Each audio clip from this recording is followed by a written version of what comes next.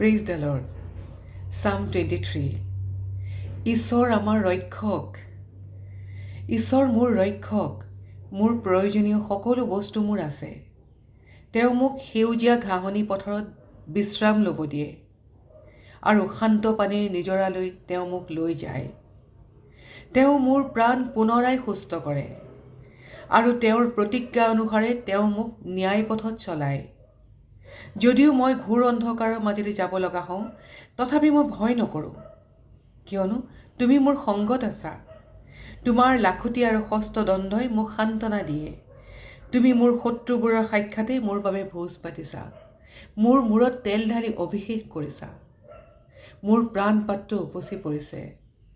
নিশ্চয় তোমাৰ মংগল দয়া মোৰ জীৱনৰ সকলো দিনত মোৰ লগত থাকিব আৰু মই চিৰকাললৈ ঈশ্বৰৰ গৃহত বাস কৰিম।